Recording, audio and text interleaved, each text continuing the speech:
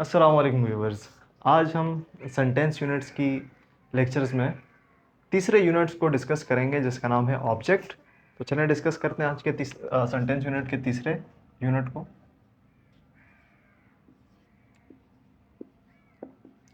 Object की viewers अगर हम बात करें इसको से ज़ाहिर करते हैं। ऑब्जेक्ट क्या होता है?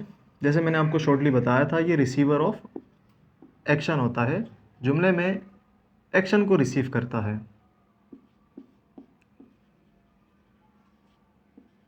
जैसे बाकी डेफिनेशन में भी कुछ एक्सेप्शंस हैं, तो इसमें भी एक्सेप्शन है कि ये हमेशा एक्शन को रिसीव नहीं करता। बाज़ औक़ात हम इसका ये जुगाड़ निकालते हैं, फिर ग्रामरियन ये कहते हैं कि ऐसा वर्ड होता है ये कि जो व्हाट या होम को आंसर करे। ये किस किस को आंसर करता है?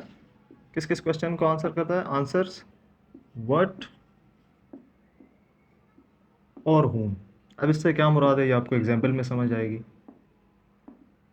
जैसे लेट सपोज मैं कहता हूँ कि एग्जाम्पल्स में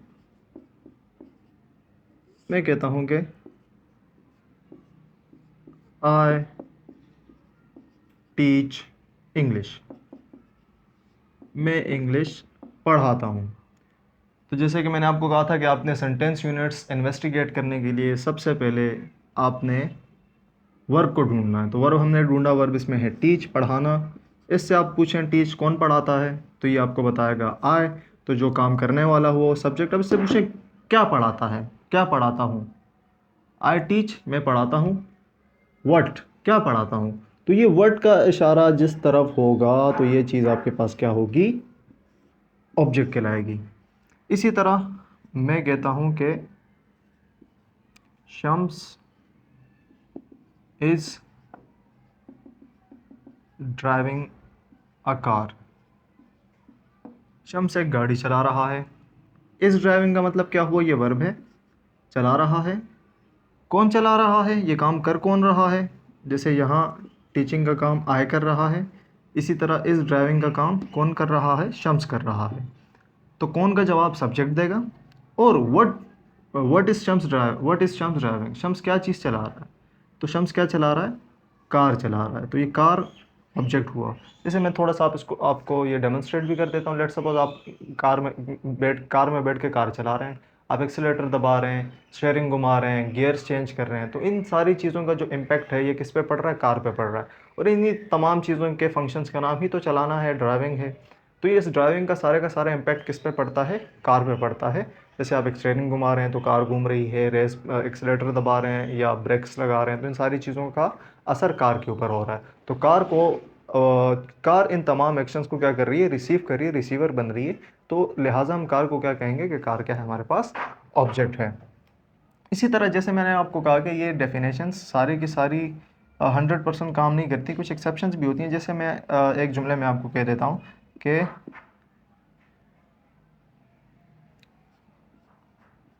सलमा हैज़ 2 ब्रदर्स, सलमा के 2 भाई हैं। अब इस जुमले में क्या काम है? कोई काम ही नहीं है। जब कोई काम ही नहीं है तो कोई ऑब्जेक्ट भी नहीं होगा, कोई ऐसा वर्ड भी नहीं होगा जो रिसीव कर रहा है। तो ऐसे कुछ वर्ब्स होते हैं जो जिनमें कोई काम भी नहीं होता लेकिन वो ट्रांजिटिव की तरह बिहेव कर रहे होते हैं, और इनको हम सूडो ट्रांजिटिव कहते हैं। अब आप पूछेंगे कि ट्रांजिटिव वर्ब क्या होता है? इंशाल्लाह इनके बारे में हम टाइप्स ऑफ वर्ब में डिस्कस करेंगे। ऐसे वर्ब्स होते हैं जो अपने बाद ऑब्जेक्ट ले सकते हैं।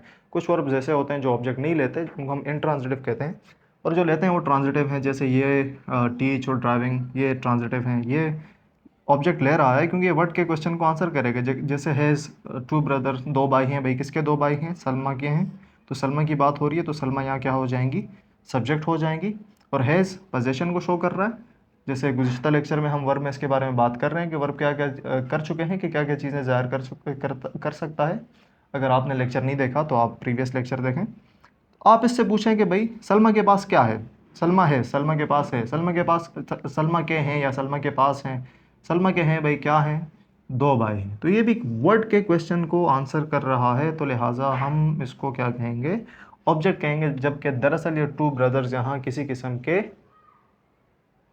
एक्शन को रिसीव नहीं कर रहा है। अब हम बात कर लेते हैं ऑब्जेक्ट की टाइप्स के बारे में, जैसे कि मैंने आपको बताया था कि ऑब्जेक्ट की दो टाइप्स भी होती हैं, कौन कौन सी होती हैं उसको शॉर्टली डिस्कस कर लेते हैं।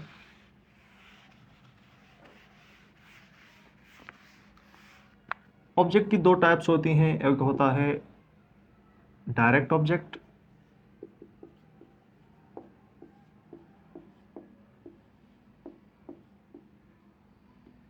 इसको ओडी से ज़ाहिर करते हैं, और एक होता है इनडायरेक्ट ऑब्जेक्ट, जिसको ओ आई से ज़ाहिर करते हैं। अब मैं इनकी तारीफ़ें तो नहीं लिखूंगा, लेकिन शॉर्टली आपको बताऊंगा कि ये है क्या। तारीफ़ें आपको इंटरनेट से भी मिल सकती हैं। डायरेक्ट ऑब्जेक्ट ऐसा ऑब्जेक्ट होता है जिसके ऊपर एक्शन का या वर्ब का असर डायरेक्ट हो, और इनडायरेक्ट ऑब्जेक्ट वो ऑब्जेक्ट होता है जिसके ऊपर वर्ब का असर इनडायरेक्ट हो। अब इससे क्या मुराद है, जैसे फ़र्ज़ करें मेरे पास ये डस्टर है, इसको मैं क्या करता हूँ, मेरा कोई दोस्त है उसको देता हूँ, तो मैं कहता हूँ कि यार मैंने अपने दोस्त को डस्टर दिया, तो मैं क्या कहूँगा कि मैंने अपने दोस्त को डस्टर दिया, तो ये देने का जो अमल है, डस्टर देने का अमल, इसके ऊपर ये जो एक्शन है डायरेक्ट डस्टर के ऊपर लग रहा है। फिर ये डस्टर किसके पास चला जाता है, मेरे दोस्त के पास, तो दोस्त के ऊपर ये अमल इनडायरेक्टली हो जाता है। या तो इनडायरेक्ट ऑब्जेक्ट को हम यूं भी एक्सप्लेन करते हैं कि ऐसा ऑब्जेक्ट जुमले में जो डायरेक्ट ऑब्जेक्ट का रिसीवर हो, जो डायरेक्ट ऑब्जेक्ट को रिसीव करता हो। कैसे, एग्जाम्पल से समझते हैं।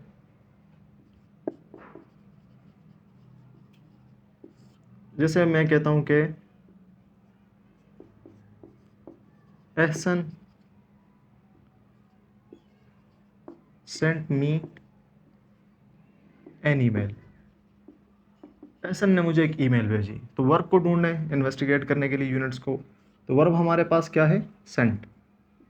तो सेंट वर्ब है, भेजा इसका मतलब है किसने भेजा भाई, एहसन ने। एहसन ने क्या चीज़ भेजी, एहसन ने ईमेल भेजी, तो ईमेल के ऊपर क्या हुआ है, डायरेक्ट काम हुआ है। तो ईमेल को हम क्या कह देंगे, क्योंकि ईमेल मुझे भेजने से पहले तो काम ईमेल पे होगा, टाइपिंग होगी, सोन या फिर सेंडिंग होगी, तो पहले काम किसके पास किसके ऊपर होगा, ईमेल के ऊपर। तो ईमेल को हम डायरेक्ट ऑब्जेक्ट कह देंगे। फिर इस ईमेल को कौन रिसीव करेगा, इसको मैं रिसीव करूँगा।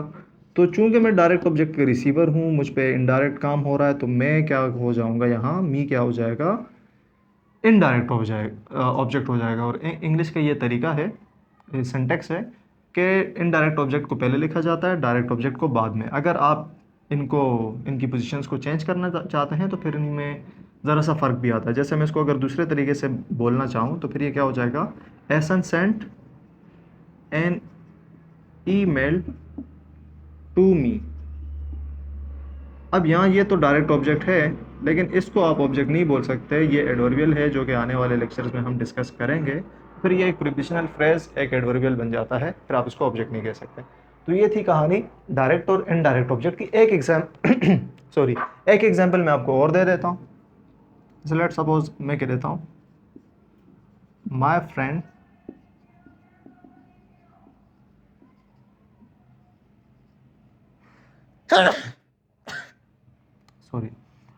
Made me T. इसका हरगिज़ ये मतलब नहीं है कि मेरे दोस्त ने मुझे चाय बनाया, इसका मतलब है कि मेरे दोस्त ने मेरे लिए चाय बनाई। ठीक है, तो चाय बनाई या चाय पकाई, बनाई भाई किसने बनाई, ये वर्ब है, मेरे दोस्त ने। तो मेरा दोस्त क्या हुआ, सब्जेक्ट, मेरे दोस्त ने क्या चीज़ बनाई।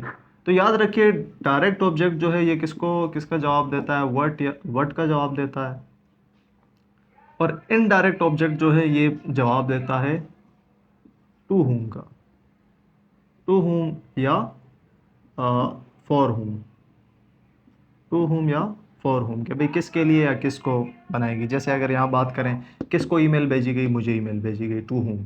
ठीक है जी, तो यहाँ बात कर लेते हैं कि भाई क्या बनाया, चाय बनाई, तो ये चाय डायरेक्ट ऑब्जेक्ट हो गई। किसके लिए बनाई, मेरे लिए बनाए, फॉर हुम। तो ये क्या हो गया, क्योंकि चाय मैं रिसीव करूँगा, तो ये मैं क्या हो गया यहाँ पर, इनडायरेक्ट ऑब्जेक्ट हो गया। मी की जगह आप कुछ भी यूज़ कर सकते हैं। Let suppose made him T, him use कर लेते हैं, कोई तीसरा बंदा हो सकता है ये। ठीक है, तो ये कहानी थी डायरेक्ट और इनडायरेक्ट ऑब्जेक्ट की। इंशाल्लाह मिलते हैं नेक्स्ट लेक्चर में नई यूनिट के साथ।